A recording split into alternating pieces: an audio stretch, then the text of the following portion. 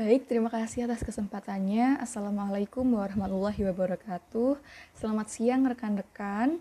Kami dari kelompok 4 akan mempresentasikan mengenai manajemen dan pengendalian kualitas. Sebelumnya kami akan memperkenalkan anggota kelompok kami. Yang pertama ada saya sendiri, Anissa Bella Fitria dengan NIM 666. Kemudian ada Mahendra Ilham dengan NIM 679, ada Adinda Resalina 685, Pramesita Arsyilah 688, Salma Fitria 691, kemudian Mutiara Larasati 694, Novel Dri Ranggal 716, Nurul Izzah 786, Rindi Marhamah 842, dan yang terakhir ada Dika Margareta 843. Saya sendiri, Anissa Bella Fitria, akan menjelaskan mengenai pentingnya strategis kualitas.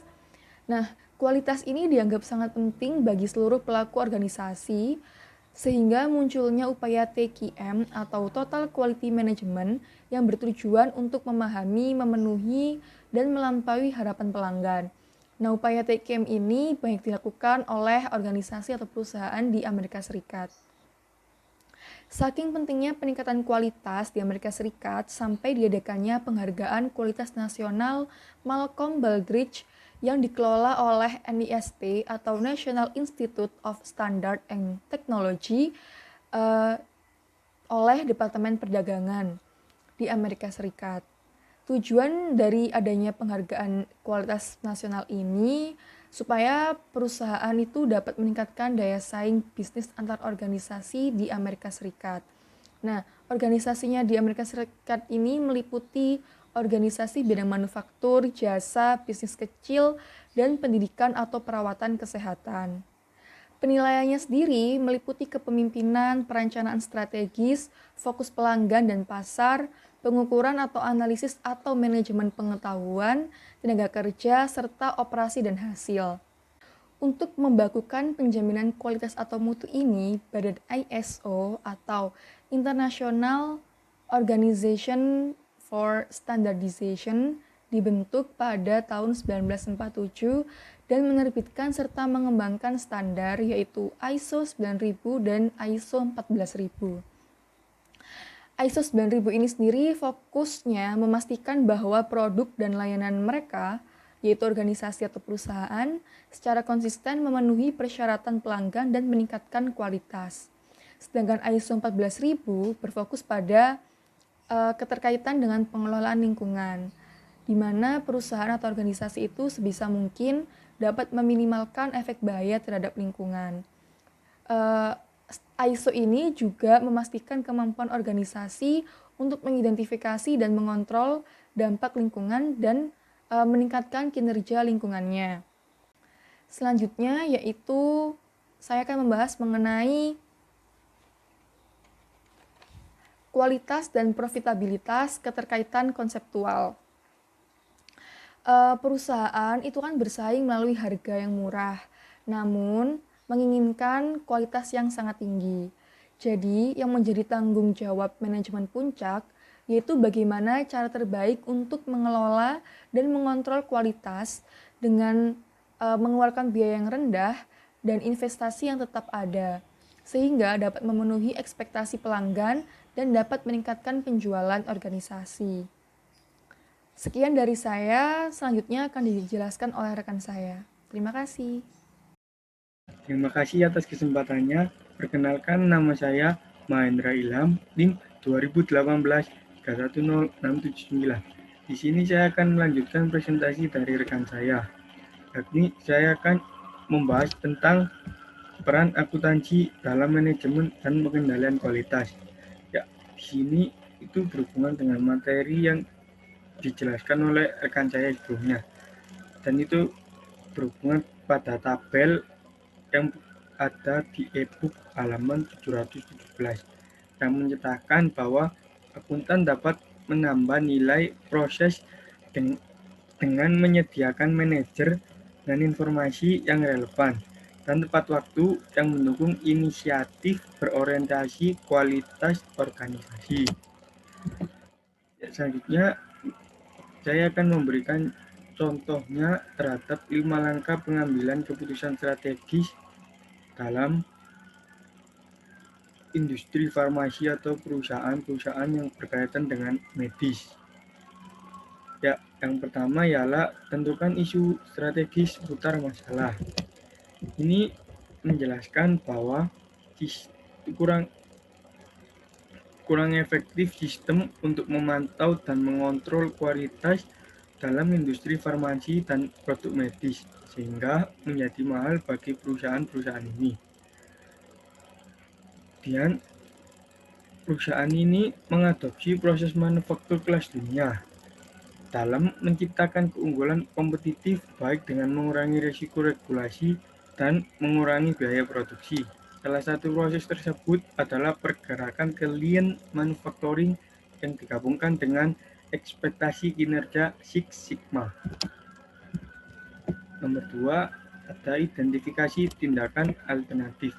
Ini menjelaskan pada satu tingkat, manajemen perusahaan mungkin merasa bahwa regulasi yang ketat dalam industri meniadakan kebutuhan berinvestasi dalam sistem manajemen kualitas yang baru. Namun, di tingkat lain, para eksekutif mungkin merasa bahwa sistem manajemen kualitas dan manajemen kepatuhan baru diperlukan untuk mengamankan keunggulan kompetitif dan mengurangi risiko peraturan. Dan nomor 3, dapatkan informasi dan lakukan analisis terhadap alternatif. Ini menjelaskan bahwa manajemen perusahaan pemerintah harus memperkirakan pengelolaan investasi yang diperlukan untuk sistem pemantauan dan kontrol yang baru, serta biaya pengoperasian yang terkait dengan sistem tersebut. Manfaat dari sistem manajemen kualitas dan manajemen kepatuhan yang baru harus diukur dan dilaporkan dari waktu ke waktu. Biaya ini akan dibandingkan dengan manfaat yang diantisipasi dari sistem baru yang bersifat finansial maupun non-finansial. Nomor 4, pilih dan implementasikan alternatif yang diinginkan. Perusahaan yang bersangkutan dapat memilih untuk menerapkan sistem yang komprehensif untuk mengelola dan mengendalikan kualitas. Sistem ini mungkin terdiri dari kerangka pelaporan biaya kualitas atau COQ yang akan melaporkan berdasarkan rangkaian waktu menggunakan data biaya yang berbasis aktivitas atau ABC, baik informasi biaya sendiri maupun biaya peluang. Data tersebut dapat dijadikan tolak ukur terhadap kinerja terbaik di kelasnya. Indikator kinerja non-finansial akan diturunkan dari penataan strategi yang eksplisit dan dianalisis secara statistik untuk membenarkan penggunaan yang berkelanjutan. Jika metode produksi lean diadopsi, maka perusahaan harus mempertimbangkan apakah dan bagaimana mengubah sistem pelaporan internalnya untuk mendukung perusahaan filosofi produk ini. Nomor 5, memberikan evaluasi berkelanjutan tentang efektivitas. Ini menjelaskan pada implementasi nomor langkah 4 tadi. Dengan asumsi investasi dalam sistem baru dilakukan, manajemen dapat melakukan tinjauan pasca audit atas keputusan tersebut untuk melihat beberapa dekat hasil aktual dengan biaya dan manfaat yang diproyeksikan dari sistem baru tersebut. Ya, terima kasih. Sekian dari saya, selanjutnya akan dijelaskan oleh rekan saya. Terima kasih. Terima kasih atas kesempatannya. Perkenalkan, nama saya Adinda Resalina, NIM 685. Saya akan melanjutkan presentasi dari rekan saya, yaitu tentang kerangka komprehensif. Yang pertama, arti kualitas. Kualitas adalah tingkat kepuasan pelanggan total dengan produk atau layanan organisasi. Di kualitas itu sendiri, secara luas itu ada kualitas kinerja, yang didefinisikan sebagai perbedaan antara spesifikasi desain produk dan kinerja produk yang sebenarnya. Terus ada pengetahuan tentang proses bisnis. Itu pengembangan dan penerapan kerangka kerja komprehensif untuk mengelola dan mengendalikan kualitas paling baik dianggap sebagai upaya lintas fungsi, dengan masukan dari individu-individu dari seluruh rantai nilai perusahaan. Dan ini adalah contoh kerangka komprehensif untuk mengelola dan mengontrol kualitas. Yang pertama itu ada komponen keuangan, ada indikator kinerja non-finansial, putaran umpan balik, analisis biaya yang relevan dari pengeluaran dan investasi terkait kualitas, tautan ke manajemen operasi dan statistik, dan juga luasnya sistem. Selanjutnya akan dijelaskan oleh rekan saya. Terima kasih atas kesempatannya. Saya Paramesita Arsila dengan NIM 688 akan melanjutkan presentasi dari rekan saya. Saya akan membahas tentang pendekatan alternatif. Tujuan kualitas aktual yang dianut oleh organisasi dipengaruhi terutama oleh permintaan pelanggan, yaitu tingkat kualitas, termasuk fungsionalitas produk yang bersedia dibayar oleh pelanggan. Pada bagian ini, akan membahas pendekatan Six Sigma untuk menetapkan standar kinerja terkait kualitas. Menetapkan harapan kualitas, pendekatan Six Sigma.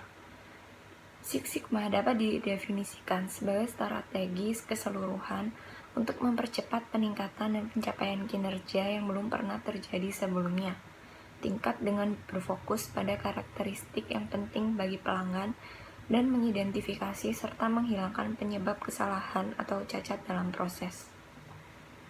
Contoh perbaikan aktual yang dapat diwujudkan dengan mengadopsi filosofi Six Sigma. Contohnya, pengurangan scrap di pabrik pembuatan bantalan bola dan pabrik perakitan kapasitas. Lalu ada identifikasi dan pengurangan persediaan suku cadang yang tidak perlu untuk pabrik cangkir kertas. Lalu ada pengurangan cacat dan variasi produk di pabrik finishing tekstil. Lalu ada pengurangan waktu tunggu untuk pemberitahuan persetujuan pinjaman dari bank. Nah, untuk tips penerapan Six Sigma, ada langkah-langkah yang dapat diambil manajemen untuk memastikan keberhasilan proyek Six Sigma. Pertama dan terutama, yaitu menyediakan kepemimpinan dan sumber daya yang diperlukan, seperti banyaknya strain inisiatif yang kuat. CEO dan tim manajemen puncak harus menunjukkan dukungan yang kuat untuk program Six Sigma. Lalu ada terapkan sistem penghargaan. Jadi skema bonus dan intensif untuk organisasi mungkin harus diubah untuk mengakomodasi penghargaan yang terkait dengan pencapaian tujuan Six Sigma. Lalu berikan pelatihan berkelanjutan, karena Six Sigma adalah proses pemikiran pendekatan DMAIC sebagai iteratif di alam. Pelatihan karyawan harus terus-menerus memperkuat kepentingan strategis dari proses dan kebutuhan untuk perbaikan berkelanjutan. Lalu pilih proyek awal dengan bijaksana. Seperti disebutkan di atas, prinsip Six Sigma dapat diterapkan pada proses di seluruh rantai organisasi. Lalu putuskan proyek yang sulit. Manajemen puncak harus mencoba mengurangi proyek yang rumit seperti segmen jangka pendek yang lebih kecil misalnya, yang masing-masing memiliki pencapaiannya sendiri. Lalu hindari PHK karyawan. Dari sudut pandang motivasi, sangat penting bahwa perbaikan berdasarkan Six Sigma tidak boleh membahayakan pekerjaan mereka yang membantu mencapai tujuan. Lalu next slide ada menetapkan harapan kualitas, tiang sasaran versus standar kepatuhan mutlak. Pada pendekatan alternatif untuk mendefinisikan ekspektasi kualitas atau produk toleransi adalah memilih antara tiang gawang dan standar kesesuaian mutlak. Kesesuaian tiang gawang mengacu pada spesifikasi kualitas yang dinyatakan sebagai kisaran tertentu di sekitar tingkat kinerja yang ditargetkan. Targetnya adalah hasil operasi yang ideal atau diinginkan. Kisaran di sekitar target disebut sebagai toleransi kualitas. Misalnya, target suatu proses produksi untuk memproduksi lembaran logam 0,5 inci adalah ketebalan 0,5 inci untuk semua lembaran logam yang diproduksi. Menyadari bahwa memenuhi setiap target setiap kali di bidang manufaktur itu sulit, perusahaan sering menetapkan kisaran toleransi. Perusahaan yang menetapkan toleransi kurang lebih 0,5 inci memenuhi standar kualitas yang ditetapkan bila ketebalan produknya antara 0,55 inci dan 0,45 inci. Pendekatan ini mengasumsikan bahwa pelanggan akan menerima nilai apapun dalam kisaran toleransi. Dengan demikian, pendekatan tersebut mengasumsikan bahwa biaya terkait kualitas tidak bergantung pada nilai aktual dari karakteristik kualitas, selama nilai ini berada dalam kisaran yang ditentukan. Seperti gambar di samping menggambarkan spesifikasi kesesuaian tiang gawang untuk contoh lembaran logam.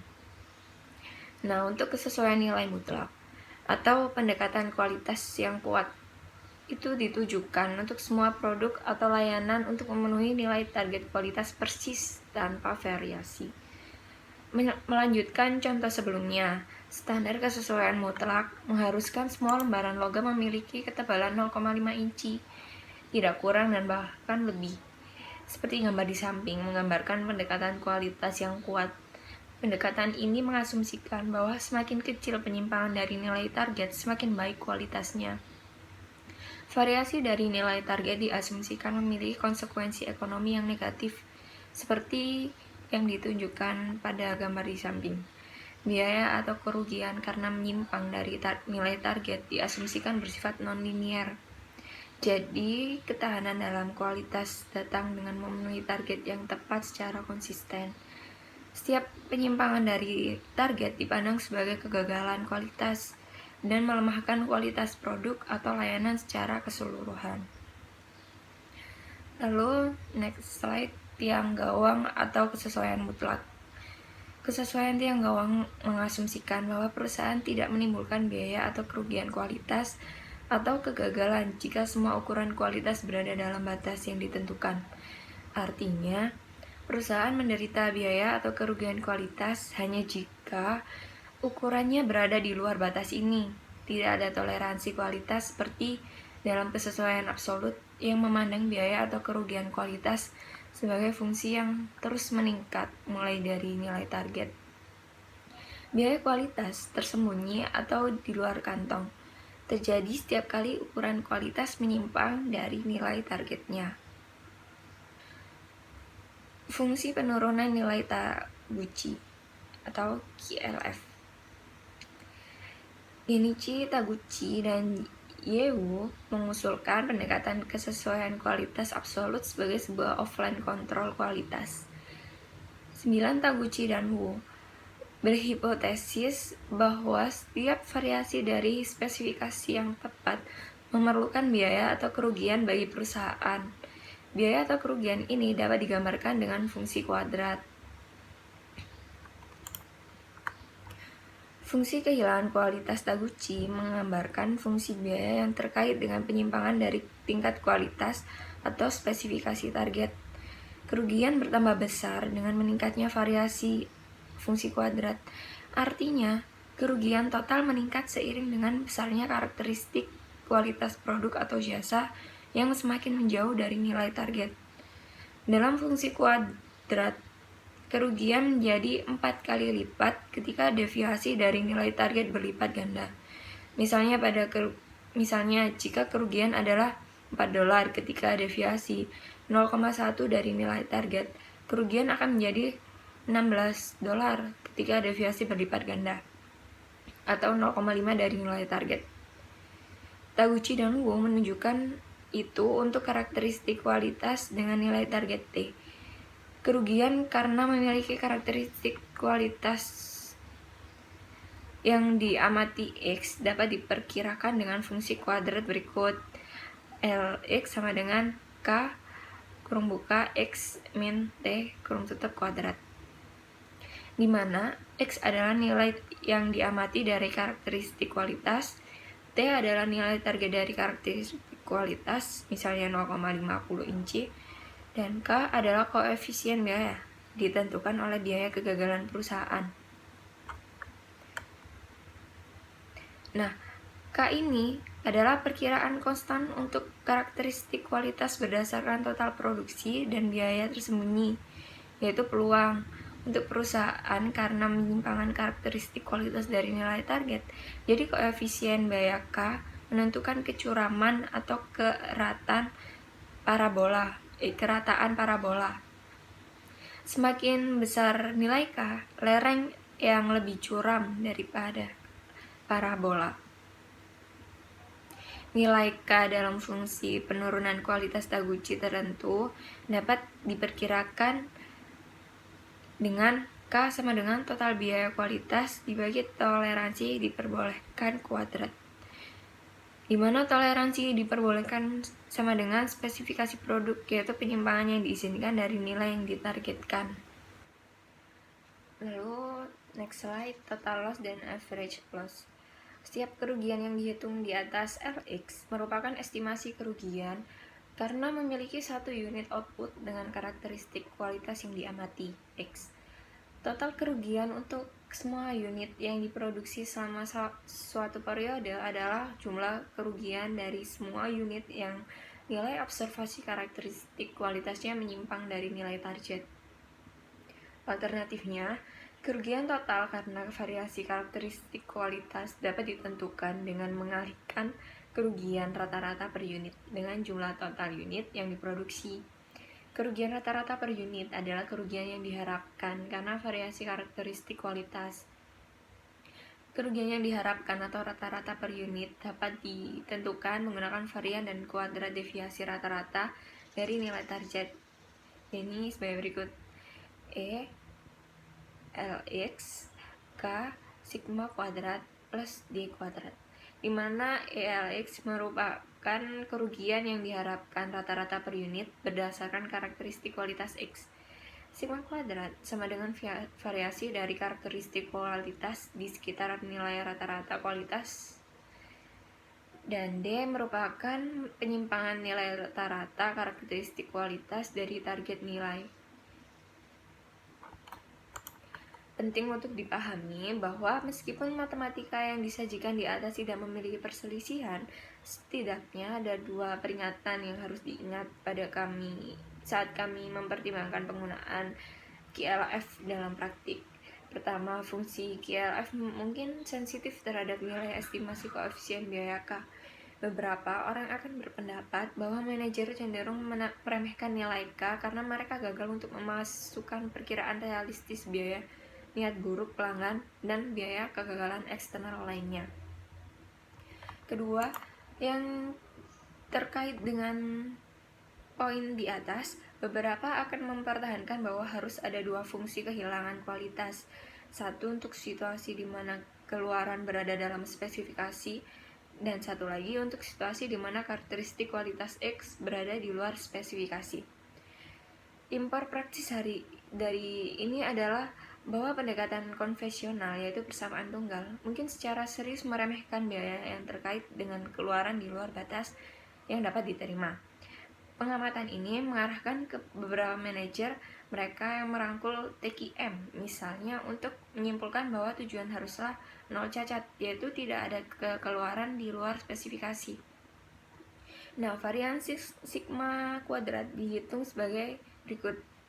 Sigma kuadrat sama dengan sigma kurung buka X min X mutlak kurung tutup kuadrat Fx, di mana X adalah karakteristik kualitas, misalnya ketebalan yang diukur, dan X mutlak adalah nilai rata-rata karakteristik kualitas, dan Fx adalah probabilitas mengamati karakteristik kualitas X.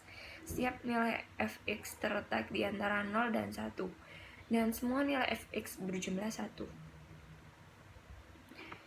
QLF ini sangat membantu dalam menilai biaya proses yang mungkin terkendali, namun tidak secara tepat berpusat pada spesifikasi nilai teknik target. Dengan kata lain, QLF membantu manajer memahami biaya relatif karena memiliki proses yang tidak terpusat dengan benar, atau proses dengan variabilitas yang terlalu luas. Pembaca didorong untuk mengevaluasi QLF di atas untuk nilai asumsi yang berbeda. Lalu next slide ada menggunakan Taguchi Quality Loss Function QLF untuk penentuan toleransi. Taguchi QLF juga dapat digunakan untuk mengatur toleransi untuk suatu operasi. Asumsikan situasi di mana perusahaan dapat memperbaiki unit yang ditolak yang melebihi tingkat toleransi yang ditentukan. Meskipun perbaikan tersebut membutuhkan biaya, perbaikan yang memperbaiki kerusakan menghemat biaya kualitas seperti perbaikan lapangan. biaya penjaminan, dan hilangnya niat baik pelanggan. Dengan membandingkan perkiraan biaya perbaikan dengan biaya kualitas karena tidak mendeteksi dan memperbaiki cacat, perusahaan dapat menentukan tingkat toleransi yang dapat diterima untuk keluarannya. Menulis kembali persamaan untuk memperkirakan nilai K. Total biaya kualitas sama dengan K kali toleransi kuadrat. Sebagai alternatif, toleransi dapat ditentukan seperti yang ditunjukkan di bawah ini, yaitu toleransi sama dengan T0 akar kuadrat C1 bagi C2, di mana T0 adalah toleransi saat ini atau pelanggan. C2 adalah biaya kualitas pabrikan ketika produk gagal memenuhi spesifikasi pelanggan. Dan C1 adalah biaya pabrikan untuk mengerjakan ulang atau membuang unit sebelum pengiriman. Sekian presentasi dari saya. Selanjutnya akan dilanjutkan oleh rekan saya. Terima kasih. Baik, terima kasih atas kesempatannya. Nama saya Salma Fitria dengan NIM 691. Saya akan melanjutkan presentasi dari rekan saya. Di sini saya akan menjelaskan ukuran keuangan dan biaya kualitas. Ada 4, yaitu analisis biaya relevan pengambilan keputusan. Yang kedua ada pelaporan cost of quality, laporan COQ, cost of quality and activity based costing. Next.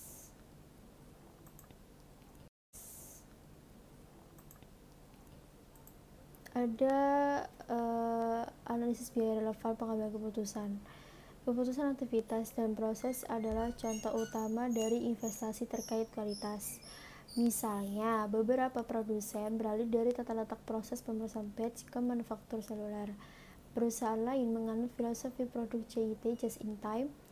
Jelas, mungkin ada biaya pengeluaran yang signifikan terkait dengan perubahan tata letak pabrik atau perubahan filosofi manufaktur. Lalu yang kedua, ada pelaporan cost of quality. Biaya kualitas banyak perusahaan yang ada pada dasarnya terkubur dalam laporan keuangan perusahaan.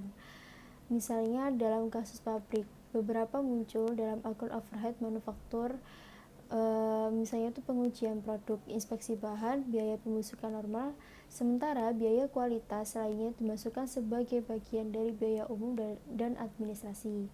Yang lainnya tercermin dalam penurunan pendapatan penjualan karena ditinggalkan oleh pelanggan lama dan kegagalan untuk menarik pelanggan baru. Jika dijamin sistem akuntansi, biaya tradisional baik pekerjaan maupun proses secara terpisah melaporkan biaya pembusukan abnormal.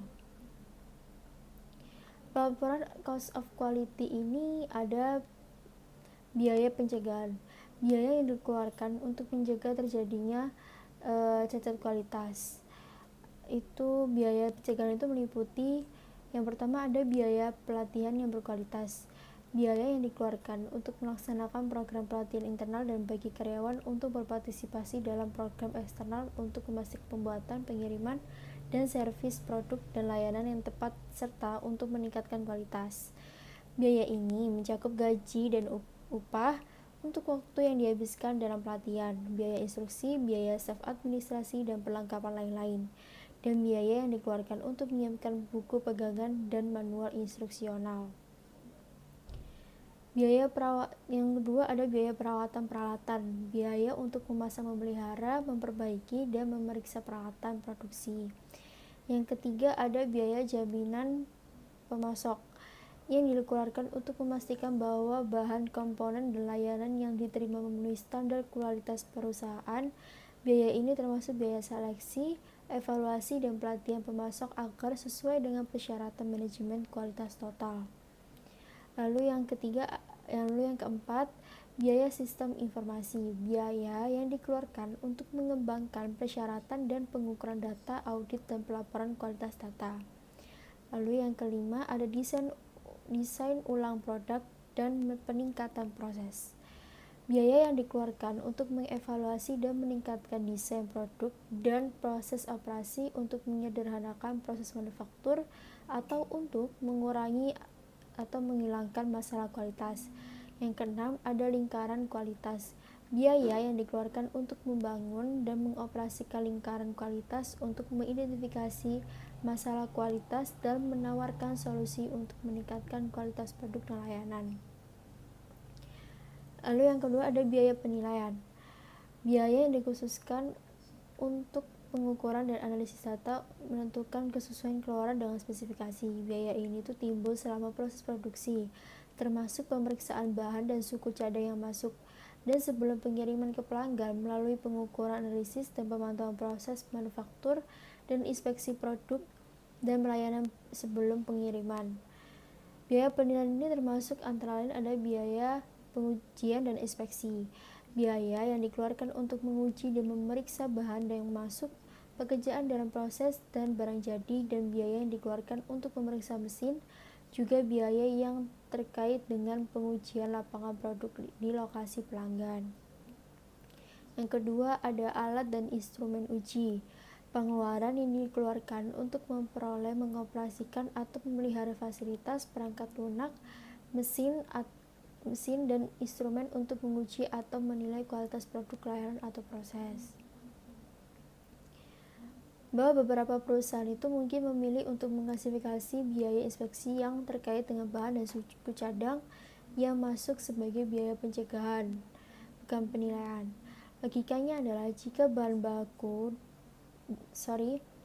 bahan dan suku cadang diinspeksi setelah diterima, maka input inferior ke proses manufaktur tidak akan pernah atau seharusnya tidak pernah terjadi. Dengan demikian, biaya yang terkait dengan next ada biaya kegagalan internal. Biaya kegagalan internal ini biaya terkait dengan kualitas proses catat atau produk cacat terdeteksi sebelum pengiriman ke pelanggan. Biaya ini termasuk tetapi tidak terbatas pada contoh berikut. Yang pertama, ada biaya tindakan korektif, biaya waktu yang dihabiskan untuk menemukan penyebab kegagalan dan untuk memperbaiki masalah. Yang kedua, ada pengerjaan ulang dan biaya sisa bersih, bahan tenaga kerja, dan biaya overhead untuk barang yang dibuang atau yang perlu dikerjakan ulang.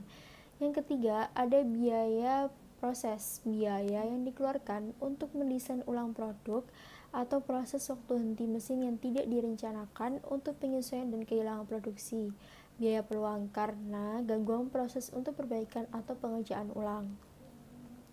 Yang keempat, ada mempercepat biaya yang dikeluarkan untuk operasi manufaktur karena waktu yang dihabiskan untuk perbaikan atau pengerjaan ulang. Yang kelima, ada biaya inspeksi ulang dan tes ulang, yaitu gaji, upah, dan pengeluaran yang timbul selama pemeriksaan ulang atau pengujian ulang barang yang dikerjakan ulang atau diperbaiki. Yang keenam, ada kontribusi yang hilang karena peningkatan permintaan pada sumber daya yang terbatas, biaya peluang. Sumber daya terbatas yang dihabiskan untuk unit yang rusak meningkatkan waktu siklus produksi dan mengurangi total keluaran.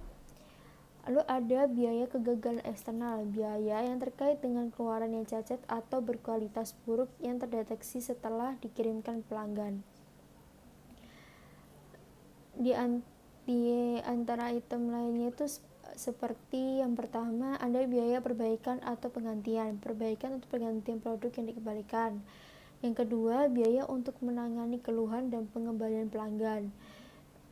Gaji dan overhead administrasi departemen layanan pelanggan, tunjangan atau diskon yang diberikan untuk kualitas yang buruk, dan biaya pengiriman untuk produk yang dikembalikan.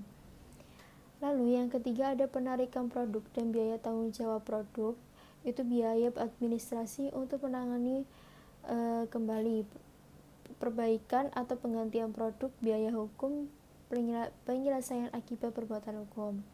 Lalu yang keempat, ada kehilangan penjualan dan keinginan buruk pelanggan karena output yang rusak, kehilangan margin kontribusi atas pemasaran yang dibatalkan, kehilangan penjualan, dan penurunan pangsa pasar. Ini adalah biaya peluang. Yang kelima, ada biaya untuk memulihkan reputasi, di mana biaya kegiatan pemasaran untuk meminimalkan kerusakan dari reputasi yang ternoda dan untuk memulihkan citra dan reputasi perusahaan. Ada biaya kesesuaian dan biaya ketidaksesuaian. Secara konseptual, total biaya cost of quality dapat dikategorikan menjadi biaya kesesuaian dan biaya ketidaksesuaian. Biaya pencegahan dan biaya penilaian adalah biaya kesesuaian karena mereka dikeluarkan untuk memastikan bahwa produk atau layanan memenuhi harapan pelanggan. Biaya kegagalan internal dan biaya kegagalan eksternal biaya itu ketidaksesuaian. Ini adalah biaya yang timbul karena produk atau layanan berkualitas rendah dan termasuk biaya peluang. Total biaya kualitas cost of quality adalah jumlah biaya kesesuaian. Dan next ada laporan cost of quality.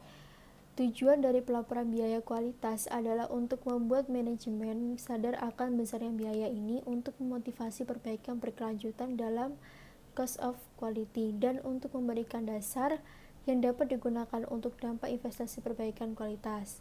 Yang pertama ada format laporan. Berguna hanya jika penerimanya memahami, menerima, dan dapat menggunakan konten laporan untuk meningkatkan operasi. Setiap organisasi harus memilih dan merancang sistem pelaporan. Yang pertama, dapat diintegrasikan ke dalam sistem informasinya. Dan kedua, mempromosikan inisiatif kualitas yang ditentukan oleh manajemen puncak untuk memfasilitasi penilaian besarnya biaya kualitas dan dampaknya. Organisasi harus menyatakan biaya komponen cost of quality-nya relatif terhadap beberapa jumlah dasar seperti penjualan bersih atau biaya operasi total untuk periode tersebut.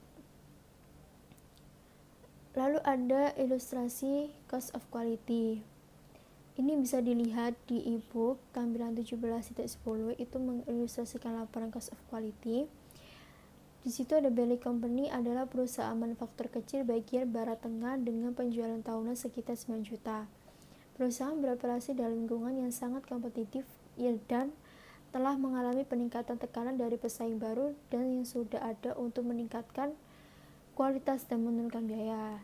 Nah, laporan tersebut itu menunjukkan bahwa biaya kegagalan eksternal untuk item seperti klaim garansi, ketidakpuasan pelanggan, dan hilangnya pangsa pasar menyumbang 75% dari total cost of quality di tahun 0 itu ada 1.770 dibagi sama 2.360.000 atau 22,13% dibagi 29,5%. Agar lebih kompetitif dan untuk meningkatkan pangsa pasar, Bailey itu memulai proses TQM 3 tahun di seluruh perusahaan.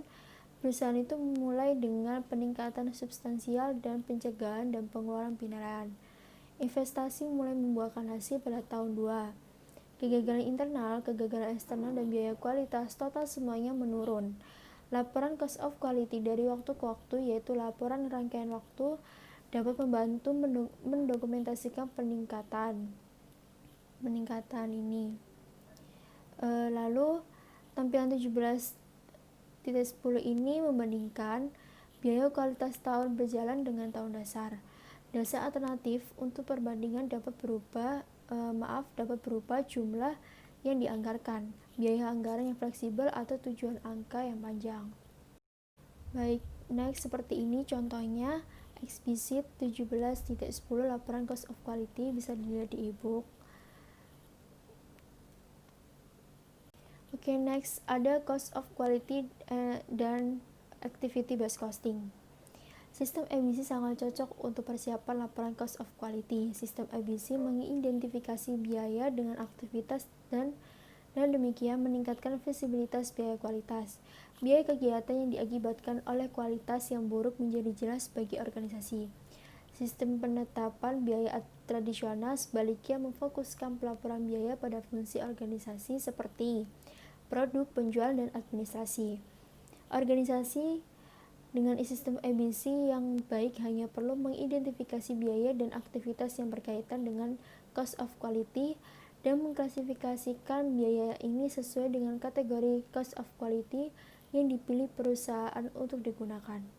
Baik, selanjutnya akan dilanjutkan oleh rekan saya. Baik, terima kasih atas kesempatannya. Jadi di sini saya akan menjelaskan mengenai indikator kualitas non-finansial. Jadi seperti yang kita ketahui, data keuangan yang relevan itu diperlukan untuk memandu pengambilan keputusan, baik pengambilan keputusan untuk investasi maupun yang lainnya, dan dalam perencanaan serta pengendalian biaya terkait kualitas. Namun di sini yang perlu diketahui bahwa non-financial data kinerja juga juga memerankan peran penting dalam kerangka komprehensif untuk mengelola dan mengendalikan kualitas. Oke, terkait kualitas non-finansial ini ada dua matriks, yaitu matriks internal dan juga matriks eksternal. Saya akan menjelaskan untuk matriks internalnya terlebih dahulu. Oke, terkait matriks kualitas non-finansial internal. Jadi kan setiap organisasi itu pastilah ya berusaha untuk menentukan kualitas internal yang harus mereka fokuskan. Nah, kalau untuk internal ini mereka tuh fokusnya untuk memenuhi harapan pelanggan. Jadi di sini saya akan menjelaskan beberapa contoh pengukuran kualitas non-finansial internal. Yang pertama ada hasil proses, yaitu keluaran yang baik atau keluaran total. Yang kedua ada produktivitas, yaitu rasio output yang dapat diterima barang atau jasa terhadap input sumber daya.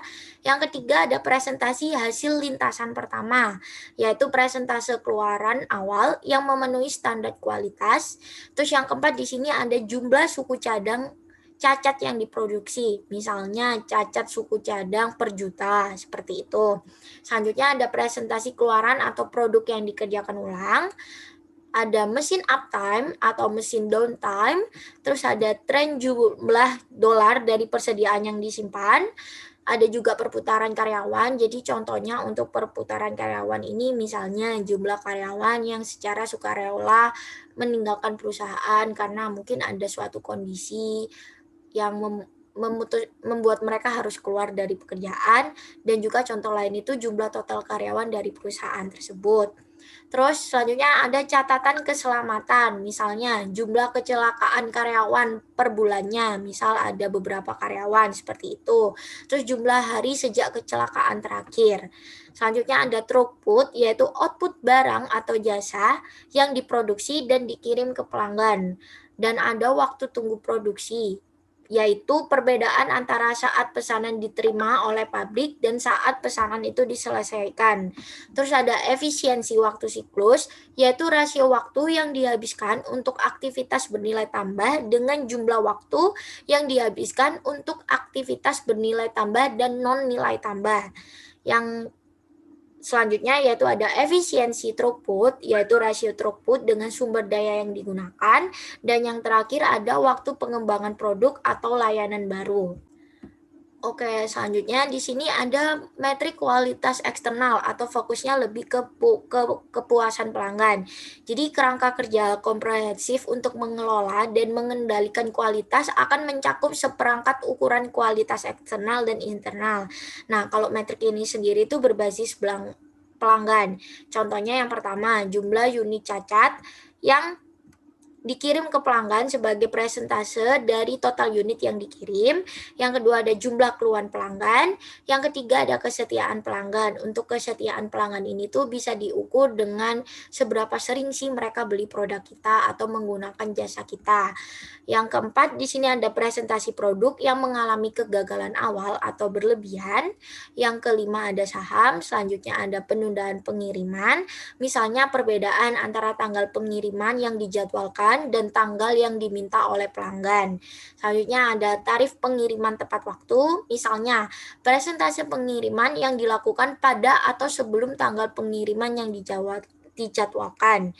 Selanjutnya ada informasi riset pasar tentang preferensi dan kepuasan pelanggan dengan fitur produk tertentu. Terus ada waktu respon pelanggan atau CRT atau total selang waktu antara saat pelanggan memesan dan saat pelanggan benar-benar menerima barang yang sudah jadi. Total waktu ini dapat dipecah menjadi 3 komponen, yaitu waktu penerimaan, waktu tunggu produksi, dan waktu pengiriman.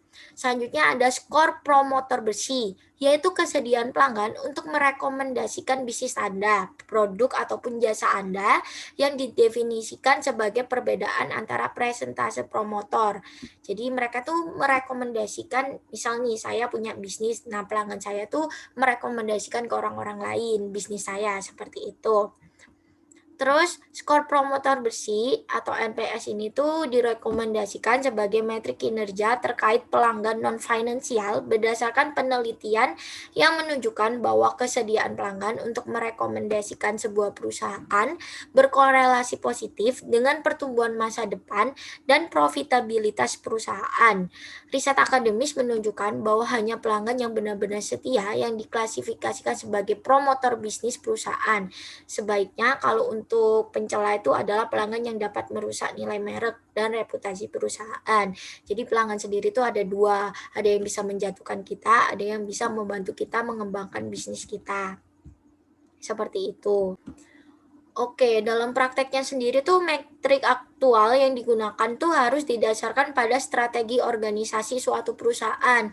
Seperti halnya dengan ukuran kualitas internal, metrik sebelumnya tuh memerlukan beberapa tolak ukur atau standar yang dengannya kinerja aktual untuk suatu periode itu dapat dibandingkan. Oke, selanjutnya di sini saya akan menjelaskan peran ukuran kinerja non-finansial. Jadi pengukuran kualitas internal dan eksternal non-finansial itu merupakan komponen penting karena sejumlah alasan. Alasan pertama yaitu data tersebut untuk sebagian besar sudah tersedia dibandingkan misalnya dengan informasi biaya berbasis aktivitas. Daftar sebelumnya dari data kinerja kualitas non-finansial jauh lebih murah untuk diperoleh. Yang kedua, informasi tersebut relevan dengan personel operasi dan penjualan, yaitu individu ini tuh memahami metrik ini dan oleh karena itu dapat menggunakan sebagai panduan untuk meningkatkan operasi dan aktivitas hilir seperti penjualan. Terus yang ketiga di sini karena banyak dari langkah-langkah ini tuh berkaitan dengan proses fisik. Mereka memusatkan perhatian pada area masalah yang perlu diperhatikan.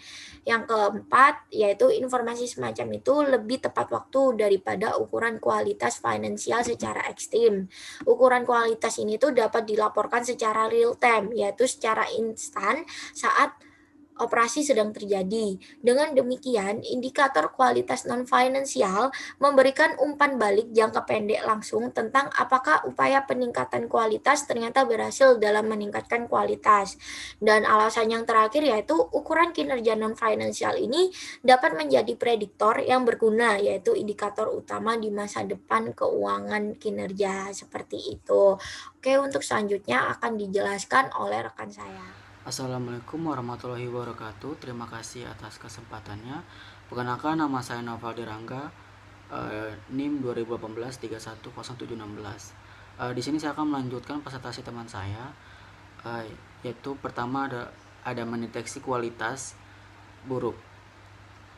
Jadi mendeteksi kualitas buruk ini adalah setelah seperangkat indikator kinerja keuangan dan non-finansial yang sesuai telah ditentukan, manajemen perlu menentukan bagaimana menganalisis data yang dikumpulkannya untuk mencari indikasi potensial kualitas yang buruk. Jadi tujuan dari keseluruhannya adalah untuk menentukan kapan proses yang mendasarinya tidak terkendali dan oleh karena itu membutuhkan koreksi. Jadi dalam mendeteksi kualitas buruk tersebut ada sebuah diagram kendali, plot pengamatan berturut-turut dari karakteristik kualitas atau biaya diambil pada interval konstan untuk membantu menentukan apakah suatu proses dalam kendali, dan diagram kendali sering disebut sebagai menjalankan grafik atau bisa disebut menunjukkan tren pengamatan karakteristik kualitas atau biaya dari waktu ke waktu. Jadi contohnya saya ambil yaitu bagan kendali tipikal memiliki sumbu horizontal yang mewakili unit, interval waktu, jumlah batch atau produksi berjalan dan sumbu vertikal yang menunjukkan ukuran kinerja keuangan atau non finansial ukuran vertikal. Terus ukuran vertikal tersebut memiliki rentang variasi tertentu yang disebut sebagai atas dan batas bawah masing-masing Dengan demikian, diagram kontrol sesuai untuk digunakan dengan standar kinerja tiang gawang. Selanjutnya itu ada mengambil tindakan korektif. Di dalam mengambil tindakan korektif tersebut jadi gini, setelah diagram kendali, misalnya setelah tadi yang pertama tadi itu, setelah diagram kendali tersebut menunjukkan bahwa suatu proses mungkin di luar kendali, teknik apa yang tersedia untuk tujuan diagnostik, yaitu untuk memandu tindakan korektif. Terus di dalamnya ini ada histogram, ada diagram Pareto, dan yang terakhir adalah diagram sebab akibat. Jadi diagram histogram itu adalah representasi grafis dari frekuensi, atribut atau peristiwa dalam kumpulan data tertentu, pola atau variasi yang sering sekali sulit dilihat dalam sekumpulan angka menjadi lebih jelas dalam histogram.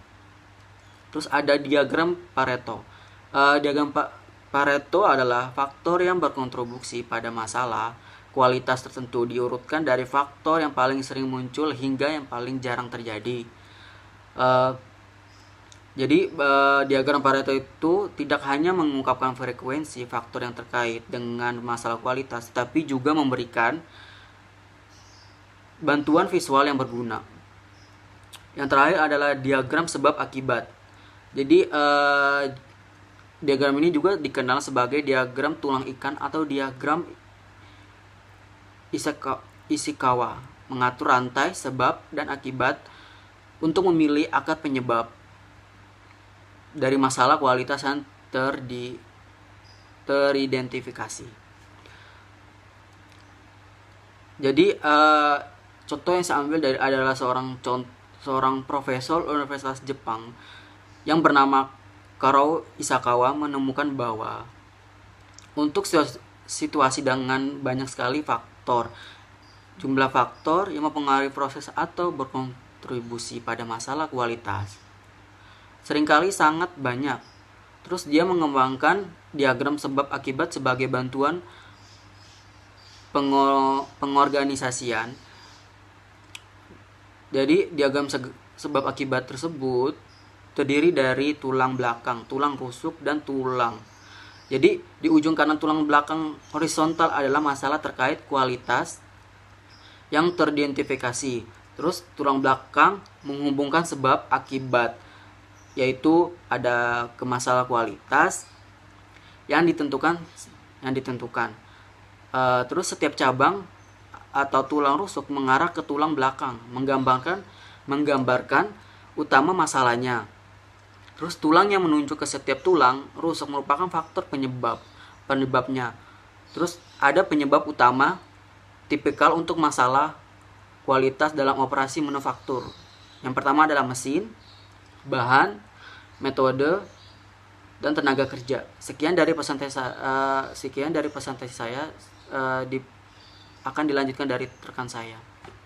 Assalamualaikum warahmatullahi wabarakatuh. Perkenalkan, nama saya Nurul Izari Hadatul Ais dengan NIM 786. Di sini saya akan melanjutkan presentasi dari rekan saya. Sini saya akan membahas manufaktur dan akuntansi layan untuk layan. Manufaktur layan. Tujuan dari manufaktur layan adalah kemampuan untuk melakukan lebih banyak dengan lebih sedikit, seperti contohnya lebih sedikit bahan mentah, waktu perkembangannya lebih sedikit, ruangnya lebih sedikit, dan energi yang lebih sedikit. Berikut adalah 5 prinsip layan manufacturing. Yang pertama, ada nilai. Layan memulai dengan apa yang berharga bagi pelanggan, yaitu layan mengukur kesuksesan dalam hal memberikan nilai kepada pelanggan. Lalu yang kedua, arus nilai. Terdiri dari semua aktivitas yang diperlukan untuk menciptakan nilai pelanggan bagi keluarga, kelompok, produk, ataupun layanan terkait. Layan tidak berfokus pada biaya produksi individu, tetapi pada biaya dan profitabilitas di setiap aliran nilai yang ditentukan. Lalu yang ketiga, tarik dan aliran. Konsep produksi tarik adalah proses produksi yang ramping untuk memenuhi pesanan pelanggan saat pesanan sampai di perusahaan.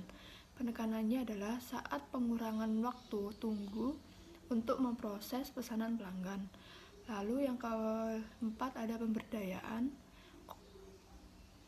pemberdayaan sistem layan manufaktur memiliki ukuran kinerja baik finansial maupun non-finansial yang membantu karyawan mencapai tujuan layan organisasi. Lalu yang terakhir ada kesempurnaan. Pendekatan layan menekankan Six Sigma, peningkatan berkelanjutan dan penghapusan transaksi non nilai tambah. Di layan, Kaizen dapat digunakan di proses penghilangan pemborosan di semua area arus nilai. Seperti contohnya limbah pada proses produksi berlebih, yaitu dorong versus tarikan filosofi. Berdasarkan tabel di slide ini, antara produksi tradisional dengan manufaktur layan dapat disimpulkan bahwa manufaktur layan berlaku untuk semua jenis organisasi dan semua proses yang menciptakan nilai pelanggan. Selanjutnya ada akuntansi layan. Akuntansi layan ini menggunakan aliran untuk mengukur manfaat finansial dari kemajuan perusahaan. Seperti contoh, perusahaan memproduksi barang elektronik yang memiliki 2 kelompok produk kamera yang berbeda di setiap kelompoknya dengan berbagai macam model yang dikeluarkan. Terdapat 3 alasan peningkatan hasil keuangan yang biasanya muncul, yaitu yang pertama, pelanggan akan mendapatkan keuntungan dari peningkatan fleksibilitas manufaktur dengan menjumlahkan yang lebih kecil dan lebih beragam. Dalam jangka pendek, total penjualan bisa turun dalam jangka panjang dan akan meningkatkan penjualan. Lalu yang kedua, peningkatan produktivitas akan menciptakan kelebihan kapasitas karena fasilitas akan digunakan secara efisien, sehingga tidak ada perbaikan dalam hasil keuangan jangka pendek.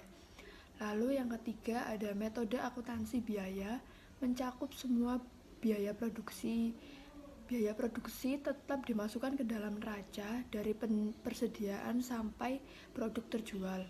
Lalu selanjutnya ada peran strategis akuntansi layan.